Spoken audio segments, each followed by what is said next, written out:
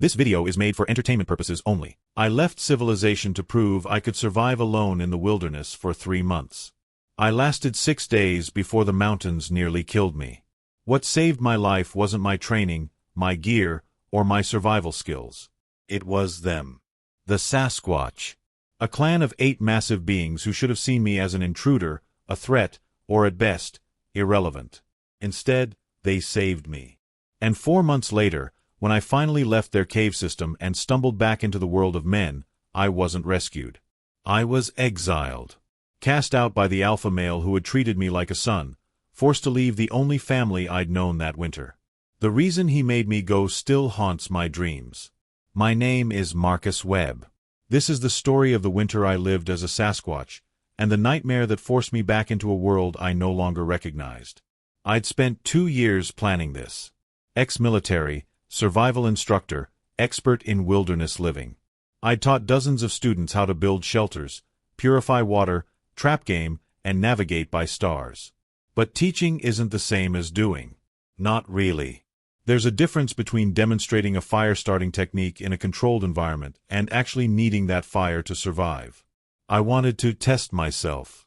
Strip away the safety nets, the emergency beacons, the modern conveniences. 3 months. Solo. Mid-November through mid-February, the harshest season in the North Cascades. If I could survive that, I'd know I was the real deal. Arrogant? Absolutely. Stupid? In retrospect, yes. I told exactly 3 people where I'd be.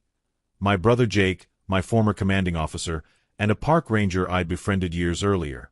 I filed the necessary permits, packed my gear. Minimal tools, no GPS, old-school compass and paper maps, and hiked 16 miles into the backcountry to a remote valley I'd scouted the previous summer. The first 5 days went perfectly. I built a solid lean-to shelter against a rock face, established a water source from a nearby stream, set snares for small game. The weather held, cold, but clear. I caught 2 rabbits and a squirrel. Made fire with a bow drill. Felt like a king. Day 6, the sky changed. I've seen storms before. Served in Alaska during my military years, experienced blizzards that buried vehicles in hours. But I'd never seen weather turn that fast, that violent. The temperature dropped 30 degrees in less than an hour. The wind came screaming through the valley like something alive and angry. And then the snow started. Not gentle flurries. A wall of white that erased the world. I reinforced my shelter as best I could, but within 2 hours I knew I was in serious trouble. The lean-to wasn't designed for this kind of assault. Snow piled against it, the wind tearing at the branches I'd lashed together. The temperature kept falling. My fire died despite my desperate attempts to shield it. By nightfall, I was shivering violently, my fingers clumsy and numb. I'd put on every layer I'd brought, but it wasn't enough. The cold was getting inside me, settling into my bones. I recognized the signs: early-stage hypothermia, confusion, sluggish thoughts, the dangerous temptation to just lie down and rest. I knew I had to move. Had to find better shelter or I'd die in that lean-to. At midnight, in the middle of a blizzard that had already dumped 3 feet of snow, I abandoned my carefully constructed shelter and stumbled into the storm. I don't know how long I walked. Time became meaningless. There was only the wind, the snow, the cold eating through my layers. I was looking for an overhang, a fallen log, a dense grove of trees, anything that could offer protection. What I found instead was a shape in the storm. At first, I thought it was a boulder. Just a dark mass ahead, barely visible through the whiteout. I almost walked past it. Then it moved. It stood up.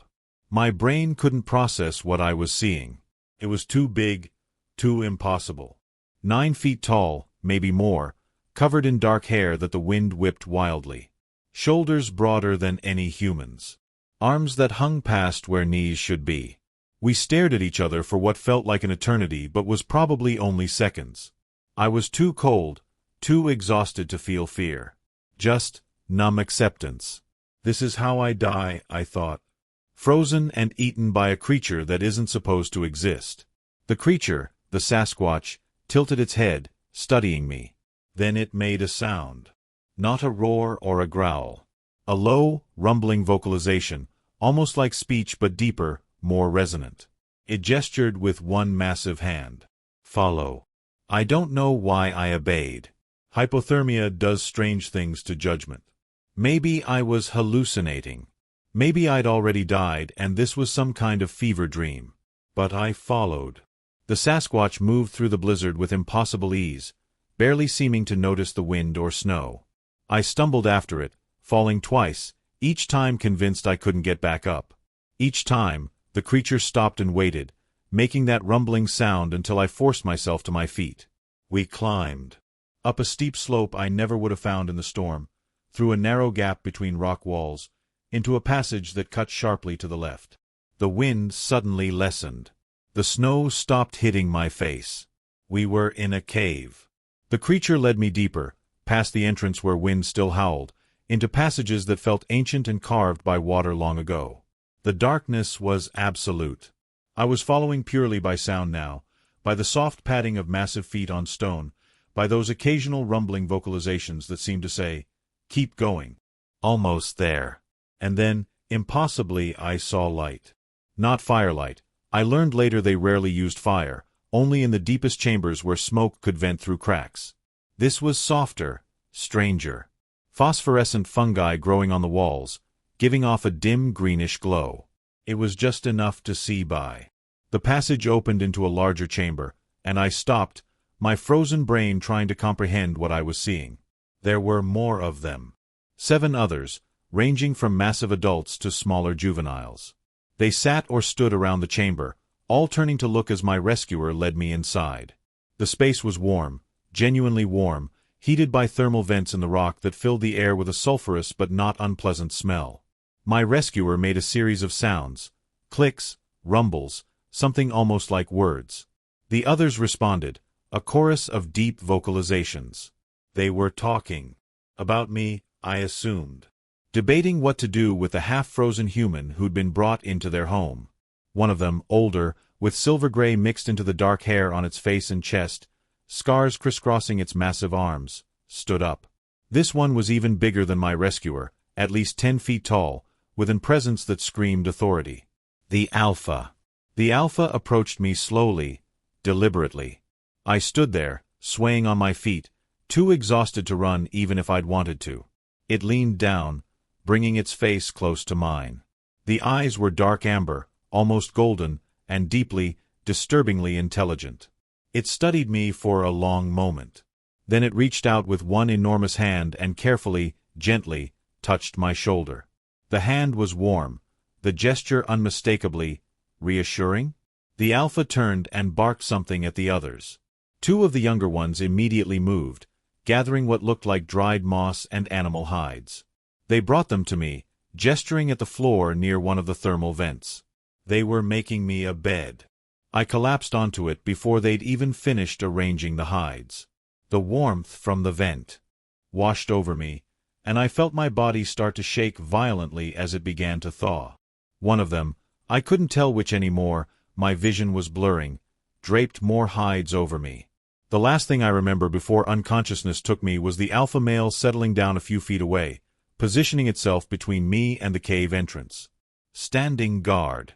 Protecting me.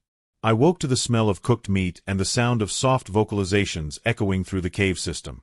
For several disoriented seconds, I thought I was back in base camp during my service years, surrounded by fellow soldiers. Then I opened my eyes and saw the massive figure crouched near me, holding what looked like a chunk of roasted rabbit on a flat stone.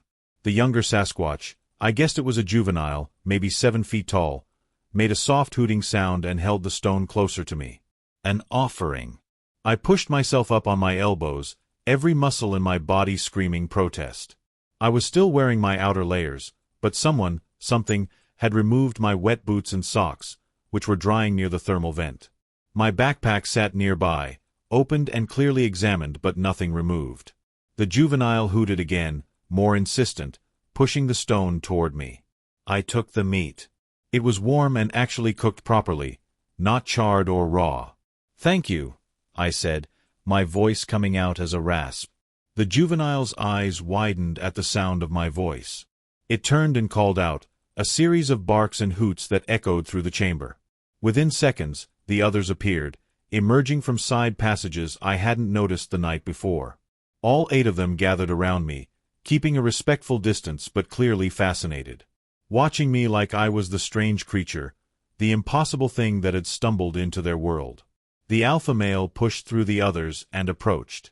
In the better light from the phosphorescent fungi, I could see it more clearly now. Male, definitely.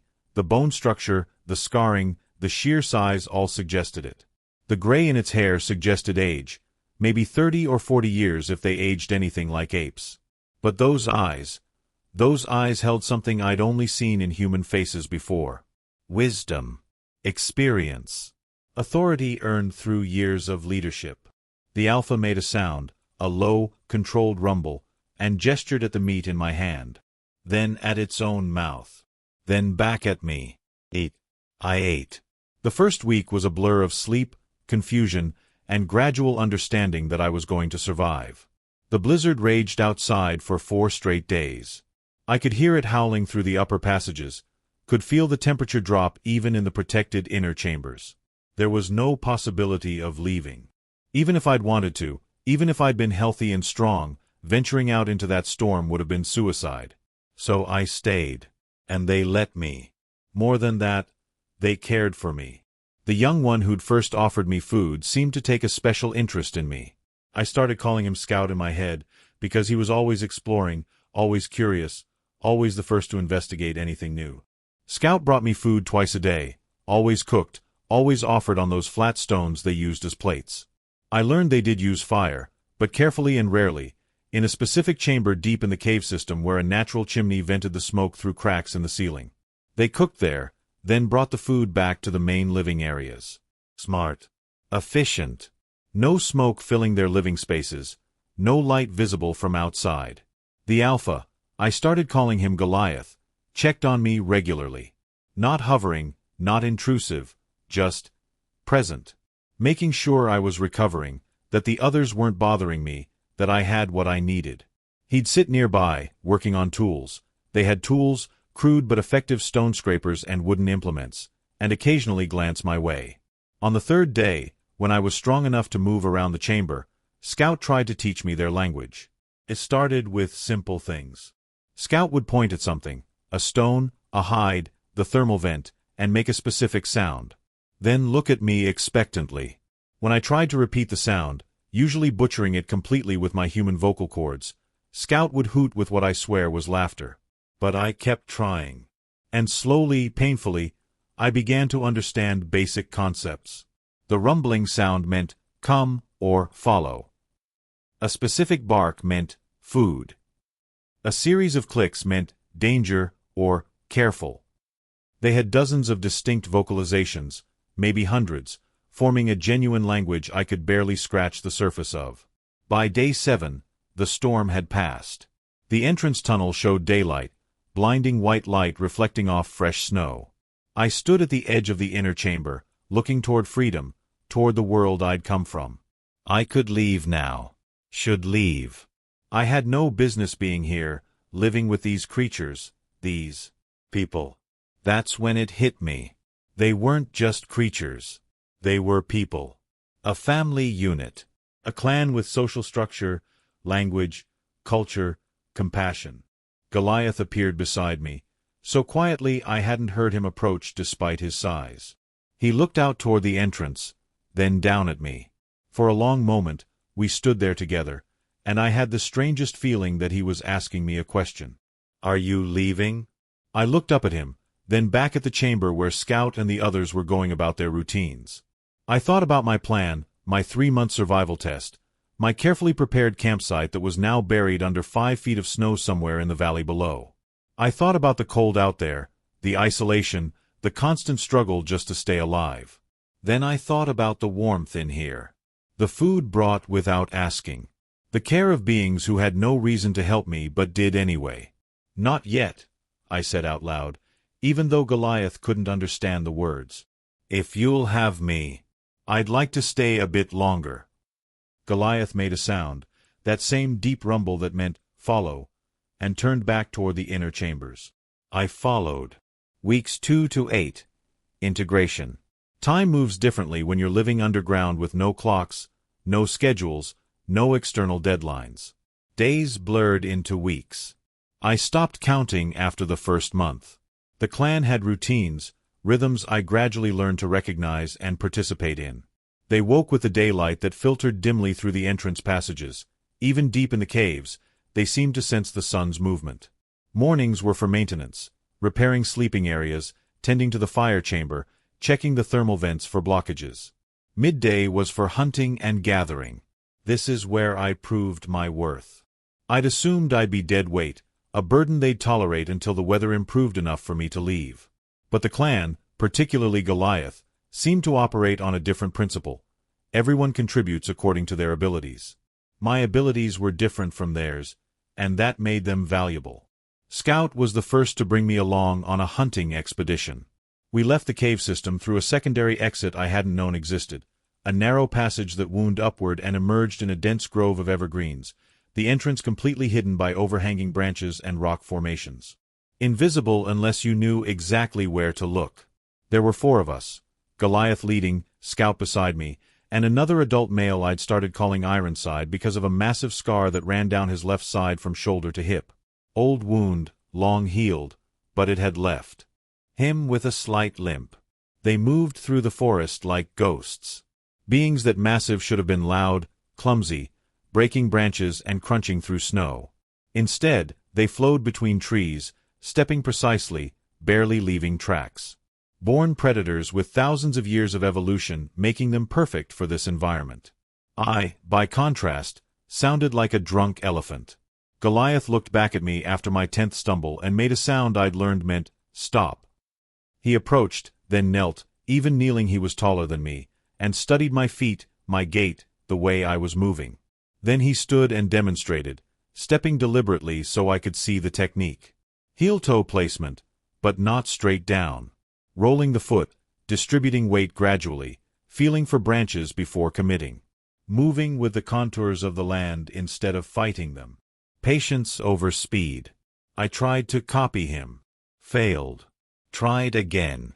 Scout hooted softly. Encouragement, I'd learned, not mockery. It took 2 hours to travel what should have been a 20-minute hike. But by the end of it, I was moving quieter, more deliberately. Still loud by their standards, but improving. Goliath's teaching didn't stop there. He showed me how to read tracks in the snow, deer, elk, smaller game. Showed me how they hunted, cooperative, strategic, using the terrain. They didn't just chase prey down with brute strength. They planned, communicated with subtle gestures and quiet vocalizations, herded animals toward ambush points. They were sophisticated hunters. Pack hunters. Smart. And they were teaching me. That first hunt, we brought down an elk. Ironside made the kill.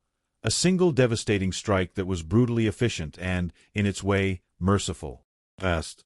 The animal barely suffered. Then came the part that cemented something in my mind about these beings. They paused before field dressing the carcass.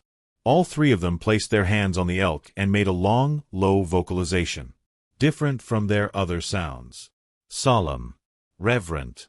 They were honoring the kill. Showing respect for the life they'd taken. I'd seen Native American ceremonies that did something similar. I'd read about ancient human cultures that treated hunting as sacred, that apologized to the spirits of animals they killed for survival. These Sasquatch were doing the same thing. I placed my hand on the elk's flank and bowed my head. I didn't know their words, but I understood the meaning. Thank you for your life. We take it so we may live. We honor your sacrifice. Goliath looked at me with those deep amber eyes, and I swear I saw approval there. Acknowledgement. Over the following weeks, I learned the social dynamics of the clan. 8 members, each with a role, each with a personality as distinct as any human's. Goliath was the alpha, the leader, the decision-maker, the protector. Probably in his early 40s if I was guessing right. Scars suggested a violent past, fights with other clans, maybe, or territorial disputes. But in the present, he led with calm authority. Not through intimidation, but through earned respect.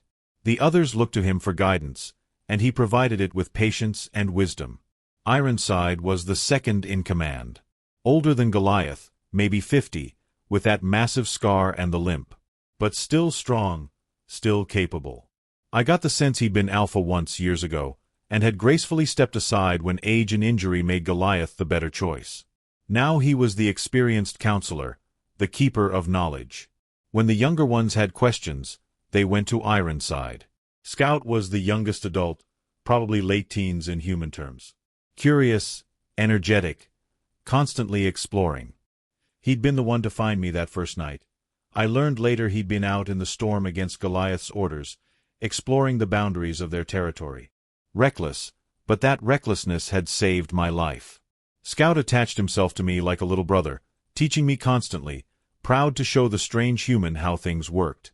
Boulder and Ridgeback were brothers, mid-20s, inseparable and competitive. They were the clan's muscle, the primary hunters and protectors. Identical in size, both around 9.5 feet, but I learned to tell them apart by behavior. Boulder was thoughtful, patient, calculating. Ridgeback was impulsive, aggressive, always ready to fight or prove himself. They bickered constantly in ways that reminded me of human siblings, that mixture of genuine affection and perpetual rivalry. Gray Mane was the oldest, maybe 60 or 70. His face and chest were almost entirely silver gray, his movements slower and stiffer.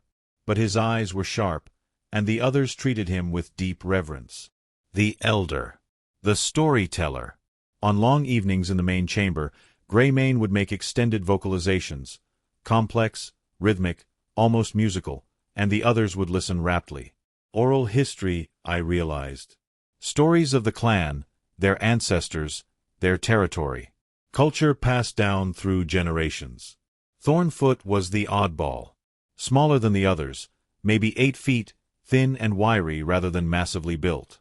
He spent most of his time in the deeper caves, doing things I didn't fully understand, organizing food stores, tending to equipment, creating new tools. The quartermaster, the engineer. Less socially engaged than the others, but absolutely essential to the clan's survival. And then there was Softpaw, the name I gave him because despite his size, he moved more quietly than any of them. Mid-30s, thoughtful, gentle. He was the one who checked my injuries those first days, who brought medicinal plants I didn't recognize, who seemed to have an instinctive understanding of healing. Their medic. 8 individuals. 8 personalities. A family. January came and went, though I had no calendar to confirm it. The cold outside became brutal, the kind of cold that burns exposed skin in seconds. We ventured out only when necessary, and never far from the cave entrance. The clan's territory, I learned, was a carefully maintained range covering maybe 15 square miles. They knew every path, every shelter, every water source and hunting ground. They'd lived here for generations. Gray Mane's stories suggested at least 100 years, possibly more. And they were careful. Obsessively careful about avoiding human contact.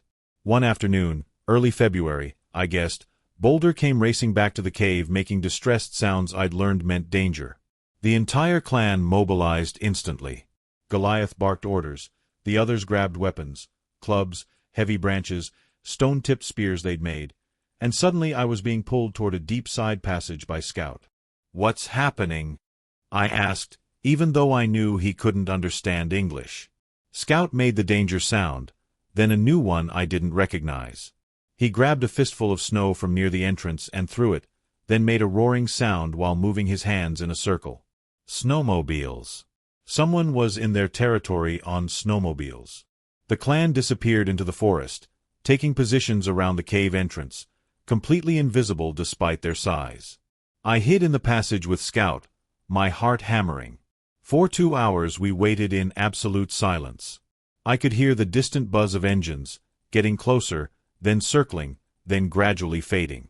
Whoever it was, park rangers, maybe, or backcountry enthusiasts, they never came close enough to find the entrance. When the sounds finally disappeared completely, the clan slowly filtered back in. But the mood had changed. They were agitated, speaking rapidly to each other, gestures sharp and worried. Goliath approached me that night with an expression I'd learned to read. serious, concerned. He sat down heavily, and for a long time we just looked at each other, two beings from different species trying to bridge an impossible gap. He made a sound, then pointed at me. Pointed outside. Made a questioning vocalization. He was asking if those were my people. If I'd brought danger to them.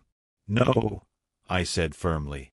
I didn't tell anyone about this place. I swear. He couldn't understand my words, but tone carries meaning. I put my hand on my chest, then reached out slowly and placed it on his massive shoulder. A gesture of trust, of oath. His expression softened slightly. He placed his hand over mine. It was like being covered by a warm, living blanket, and made a low, rumbling sound. Trust. He was choosing to trust me. Something shifted after that incident. I wasn't just a strange creature they were tolerating anymore. I was becoming part of the clan. They included me in everything. Planning sessions where Goliath and Ironside would discuss territory and hunting strategy, and even though I understood maybe one word in 10, they acted like my presence mattered. Evening stories from Grey Mane, where I'd sit with the others and listen to their history in a language I couldn't speak but could somehow feel. Meals where they made sure I got portions matched to my size. They'd figured out I needed less food than them but more frequently. Scouts started teaching me their gestures and signs, the non-vocal parts of their communication. How to signal, be quiet, or come here, or danger, without making a sound. How to show respect to Goliath with a specific tilt of the head. How to greet Grey Mane with a touch to the elder's hand. I taught them things too. Showed them how to make better cordage by braiding plant fibers instead of just twisting them. Demonstrated figure 4 deadfall traps for small game that required less daily monitoring than their snares. Taught Scout how to create char cloth for easier fire starting. They learned eagerly, adapted quickly. Showed me techniques in return, better ways to tan hides, how to preserve meat using cold and smoke together, which plants were safe to eat in winter. We were sharing knowledge. Trading culture. One night, about 3 months into my stay, something extraordinary happened. We were all gathered in the main chamber, the day's work done, everyone relaxed. Grey Mane was telling a story, his voice rising and falling in that musical pattern. The others listened, occasionally making soft sounds of acknowledgement. I sat with my back against the wall, drowsy in the warmth. Scout was beside me, and gradually, without thinking about it, he leaned against my shoulder. Not aggressively, not demanding, just companionship, the way a younger brother might. I didn't move, barely breathed. This creature, this being who could snap my spine with one hand, was choosing to be vulnerable with me. Across the chamber, Goliath watched. Our eyes met, and he made a sound I'd never heard before. Soft, complex, with a clicking undertone. The others all turned to look at me. Then, one by one, they repeated the sound. Scout said it while pressed against my shoulder. Ironside from his position near the fire. Boulder and Ridgeback in unison. Even Grey Mane, pausing his story to make the vocalization with weight and ceremony. Then they went back to their routines, as if nothing significant had happened. But I knew better. I felt it in my chest, in the sudden tightness in my throat. They'd given me a name. A name in their language, a sound I couldn't properly reproduce with my human vocal cords, but that meant something. Some concept in their culture for one who walks between, or stranger who stayed, or maybe just Marcus. I belonged. Late February brought subtle changes in the clan's behavior that I didn't recognize as warning signs until it was too late. Thornfoot started spending more time in the deepest caves, organizing and reorganizing the food stores with unusual intensity. Boulder and Ridgeback took to hunting alone, separately, which violated their usual paired behavior.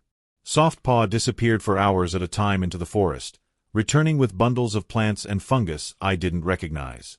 And Goliath grew quiet, watchful. He'd stand at the cave entrance for long periods, staring out at the snow-covered forest with an expression I couldn't read. I asked Scout about it, through gestures and our limited shared language. He made uncertain sounds, but eventually communicated something about sick time and before, suggesting this had happened in the past. Is someone sick? I asked, looking around at the clan.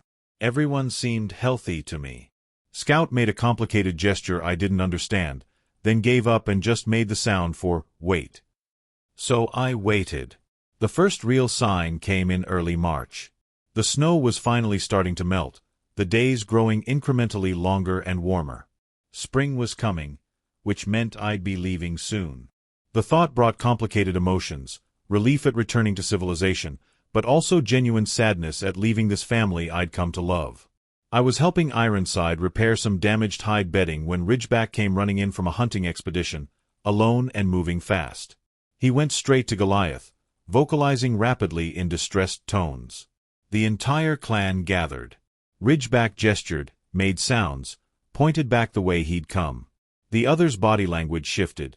Tension, concern, something close to fear.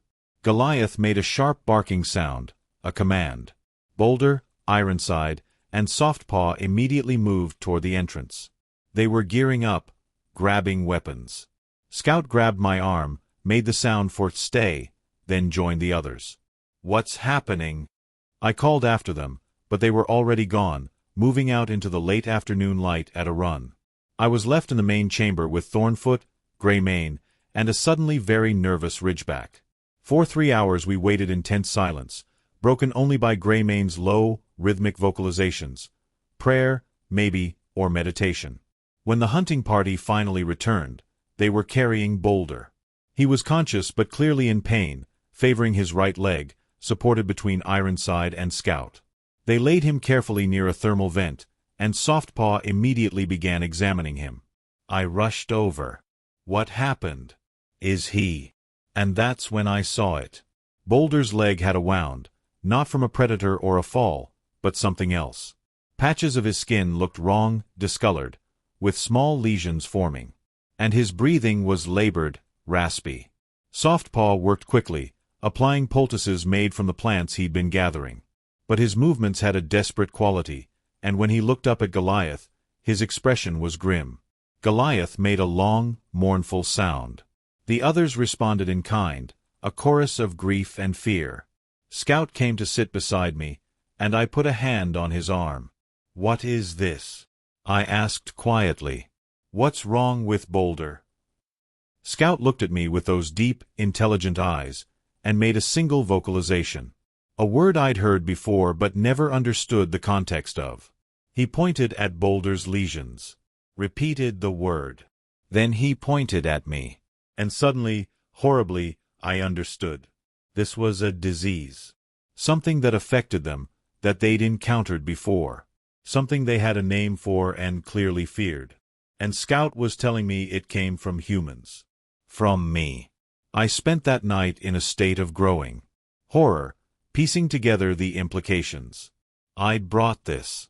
Not intentionally, not knowingly, but that didn't matter. Some pathogen, some virus or bacteria that I carried asymptomatically. Maybe something I'd picked up in town before my survival expedition, maybe something I'd always had that was harmless to humans but deadly to them. 3 months of close contact. Sharing food, sharing space, breathing the same air in these enclosed caves. I'd infected them. Boulder worsened over the next 2 days. The lesions spread. His breathing became more labored. Softpaw tried everything, every plant, every remedy in his arsenal, but nothing helped. Boulder was dying, and there was nothing any of us could do. The others maintained their vigil. They took turns sitting with Boulder, making soft vocalizations, touching him gently. Ridgeback barely left his brother's side, and the sounds he made were heartbreaking. Grief mixed with confusion, the primal pain of watching a loved one suffer without understanding why. On the 3rd day, Boulder died. The clan's mourning was almost unbearable to witness. They gathered around his body, touching him, vocalizing in those long, mournful tones. Greymane led what was clearly a ceremony, a ritual of farewell. They carried Boulder deep into the cave system, to a place I'd never been shown, and when they returned hours later without him, I understood it was their burial ground. That night, Goliath came to me. He didn't sit close, didn't approach the way he normally would. He kept his distance, protective distance, I realized with a sick feeling, and studied me for a long time. Then he pointed at me. At Boulder's now empty sleeping area. At the cave entrance. The message was clear. You did this. You brought death. You have to leave. I'm sorry, I said, tears streaming down my face. I'm so sorry. I didn't know. I didn't mean to. Goliath made a cutting gesture. Not angry, not accusatory. Just final. Scout approached then, and Goliath snapped a command at him. Scout stopped but made pleading sounds, gesturing between me and the clan. Arguing with the Alpha, defending me. Goliath's response was sharp, brooking no argument. Scout's shoulders slumped, but he made one more sound, sad, defeated, and came to sit beside me. He took my hand in his massive one and squeezed gently. Goodbye, little brother. I didn't leave the next morning. I couldn't. Not just because of the guilt, though that was eating me alive, but because Goliath didn't force me out. Not yet. I think he was waiting. Watching. Hoping maybe it was just Boulder, just bad luck, just one infection that wouldn't spread. But diseases don't work that way. Ridgeback showed symptoms on the 4th day after Boulder's death. The same discolored patches on his skin, the same labored breathing. He tried to hide it at first. I saw him checking his arms in the dim light, touching the lesions with trembling fingers, looking around to see if anyone had noticed. But you can't hide sickness in close quarters. By evening, Soft Paw had found him and brought him to Goliath. The Alpha's reaction was worse than anger. It was resignation. The slump of his massive shoulders, the way his head bowed. He'd known this was coming. Had probably known since Boulder first showed symptoms that it wouldn't stop with one. That night, I heard sounds I'll never forget. Ridgeback, alone in the darkness, making soft vocalizations that didn't need translation. Why? Why is this happening? What did we do to deserve this?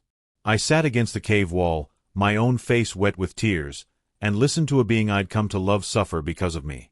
Because I'd been too arrogant, too stupid, too focused on my own survival challenge to consider that I might be a walking biological weapon to species that had no immunity to human diseases.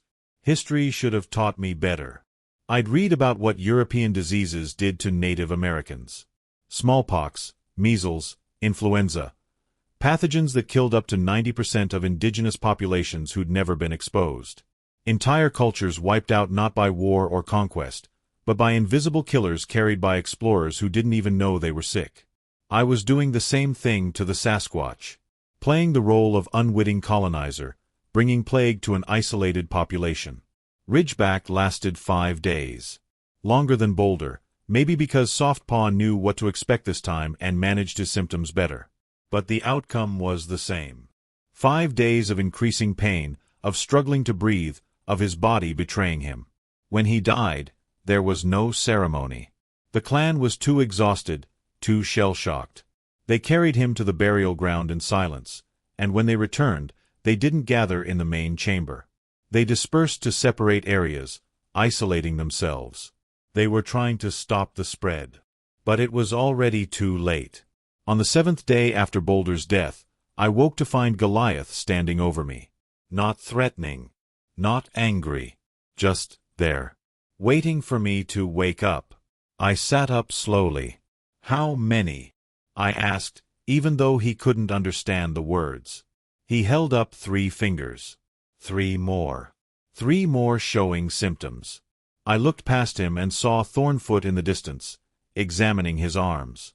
Saw Ironside sitting alone, breathing carefully, testing each breath. And Scout, God's Scout, touching his throat, where I could see even from here the first signs of discoloration. No, I whispered. Not him. Please, not Scout. Goliath made a sound, not their word for death or sickness, but something else. A vocalization I'd heard him use when teaching, when explaining, when trying to make someone understand something important. He gestured at himself. At the 3 infected clan members. At Greymane and Soft Paw, who weren't showing symptoms yet but probably would soon. Then he gestured at the cave entrance, at the world outside. Then he pointed at me and made a pushing motion. Leave. But before I could respond, he did something that broke my heart. He touched his own chest, then touched mine. Made the sound that meant family, the word they used for clan bonds. Then he made that pushing motion again, but this time his expression was different. He wasn't banishing me in anger. He was sending me away to save me. I stared at him, understanding slowly crystallizing. "The disease," I said. "It goes both ways, doesn't it? Whatever's killing you, it could kill me too." Goliath couldn't understand my words, but he recognized understanding when he saw it. He nodded, a human gesture he'd learned from me over the months, and pointed at the entrance again.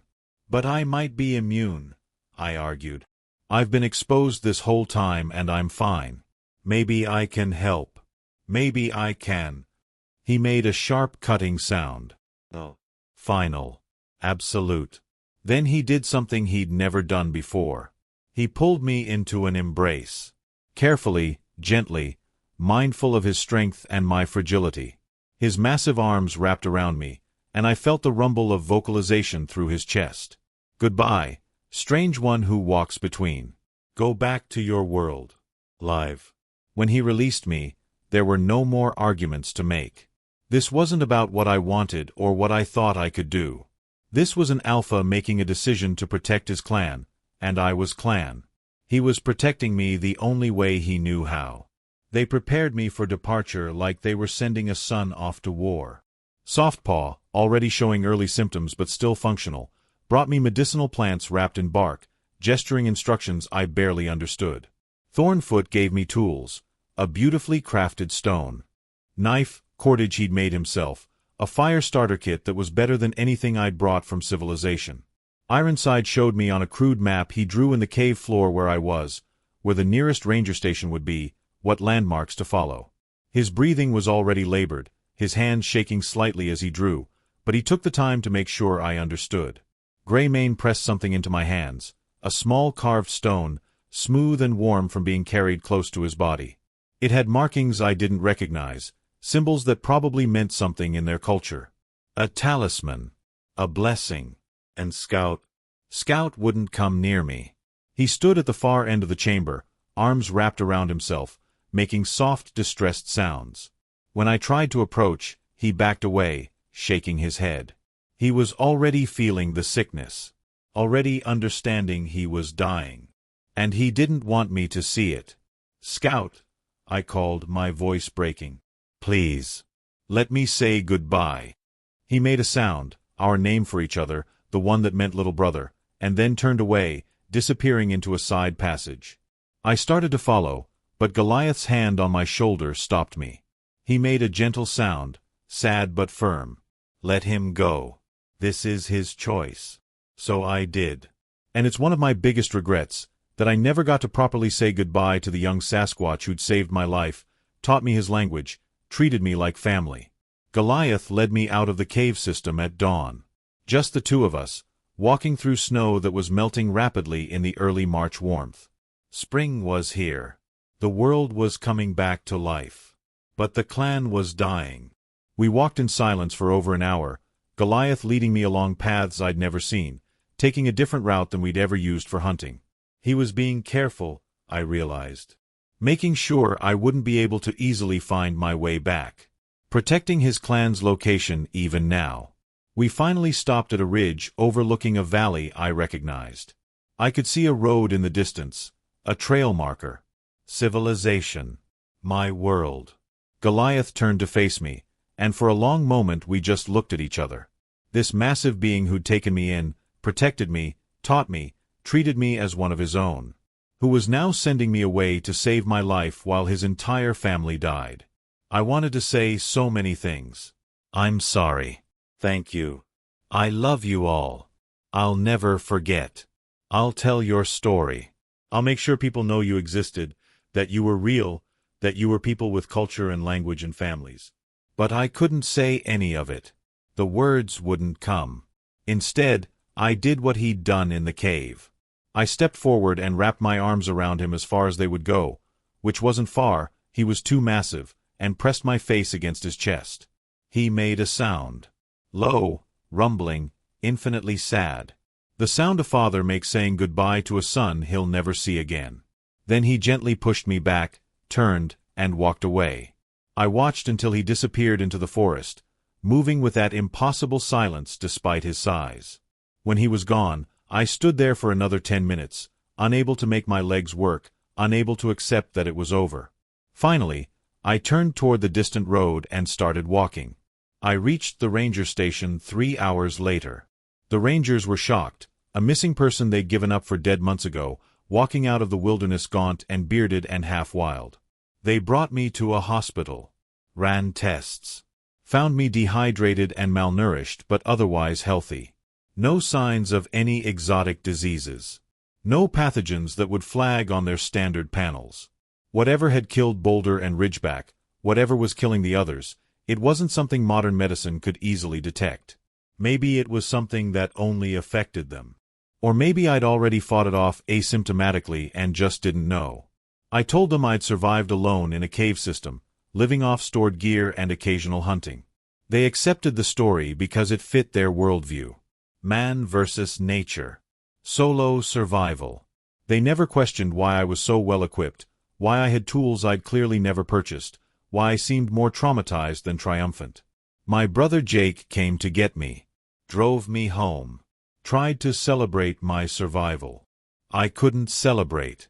I sat in his truck, staring out the window at a world that felt alien now, and thought about 8 beings dying in a cave system no human would ever find. Dying because of me. Dying alone, in pain, wondering why the strange creature they'd saved had brought them death. I tried to go back. 2 weeks after my return, when I was physically recovered, I hiked back into the mountains. Followed the landmarks I remembered, the route Goliath had taken. I couldn't find it. Either I was remembering wrong, or Goliath had deliberately led me on such a twisted path that I couldn't retrace it. The cave entrance, that hidden grove, the passages that had been my home for 4 months, gone. As if they'd never existed. I tried again a month later. And again in May, when the snow had fully melted. I hired a guide, claimed I was looking for good camping spots. We covered a 15-mile radius of where I thought the cave should be. Nothing. Eventually, I had to accept that I'd never find them again. Maybe that was mercy. Maybe I didn't want to find that cave and discover 8 bodies in various states of decay, a family destroyed because of me. But not knowing was its own torture. September 2020. 6 months after my exile. I'd spent those months in a haze of guilt and grief, barely functional.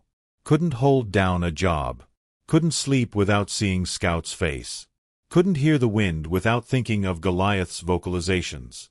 I'd started researching. Obsessively. Cryptozoology sites, Sasquatch encounter reports, Native American legends. Looking for any information about disease susceptibility, population dynamics, anything that might tell me if other clans existed, if the species would survive the loss of 8 individuals. That's when I found the pattern. Multiple reports from the Pacific Northwest, Washington, Oregon, Northern California, over the past few decades. Researchers and enthusiasts who'd found evidence of Sasquatch, then returned months later to find the evidence gone. Abandoned cave systems. Territorial markers removed. Entire areas that seemed to have been deliberately erased of any sign of habitation. One researcher's note caught my attention. It's like they vanished overnight. Whatever group was using this site, they left no trace. Almost as if they knew they had to hide what happened here. Survivors, I thought. Other clans who'd found evidence of what happened to Goliath's family and hidden it. Covering the tracks, destroying evidence, making sure humans wouldn't find the bodies and start asking questions about a species that was supposed to be myth. They were protecting themselves. And they were ensuring that if their own ended up like Boulder and Ridgeback, no human would ever know. The Sasquatch weren't just hiding from discovery. They were hiding their dead. March 2021. Exactly 1 year after my exile. I'd returned to the mountains again, not really expecting to find anything. Just needing to be there, to mark the anniversary. I hiked to that ridge where Goliath had left me, sat on the same rock, looked out over the same valley. And I saw it. A marking on a tree about 50 feet away. Fresh. Carved into the bark at a height no human could easily reach without a ladder. I approached slowly, my heart hammering. It was the same symbol Greymane had carved into the stone he'd given me. The one I carried in my pocket every day, that had become my talisman. And below it, carved more crudely, as if done by someone unfamiliar with the technique, a single word in English letters. Safe. I stared at it for 10 minutes, my vision blurring with tears. Someone had survived. At least one of them had lived through the disease. Had learned enough about humans and our writing to carve a message they knew I'd understand. Safe. They were okay. Somewhere out there, some remnant of the clan, maybe just one, maybe more, had survived the plague I'd brought. And they wanted me to know. They wanted me to stop grieving. Stop searching. Stop carrying the guilt. They'd forgiven me. It's been almost 5 years now since that winter. I live in a cabin on the edge of the North Cascades, close enough that I can hike into their territory whenever I want. I never go looking for them. I learned that lesson. But I leave signs that they'll understand if they're watching. Every spring, on the anniversary of the day Goliath sent me away, I hike to that ridge and leave an offering at the base of the marked tree. Food, tools, supplies. By the next day, they're always gone. I don't know who takes them. Maybe the survivor who carved that message. Maybe their children or other clan members. Maybe a completely different group that's learned my story through whatever communication network the Sasquatch have. But they're out there. Still hidden, still surviving, still avoiding human contact as carefully as they always have. Maybe more carefully now, having learned what even well-meaning humans can bring. I never told anyone the full story. As far as the world knows, I survived alone that winter, just me against nature. I let people think I'm a successful survivalist, the man who beat the North Cascades in the dead of winter. The truth that I was saved by beings that aren't supposed to exist, that I lived as part of a Sasquatch clan, that I brought disease that killed at least 2 of them and maybe more, that stays with me. A secret I'll take to my grave. Because that's what they need. Not exposure, not proof of their existence, not humans coming to study them or protect them or worst of all, hunt them. They need to be left alone. But I remember them. Every day. Goliath's patient teaching. Ironside's wisdom. Boulder and Ridgeback's brotherly bickering. Thornfoot's quiet competence. Softpaw's gentle healing.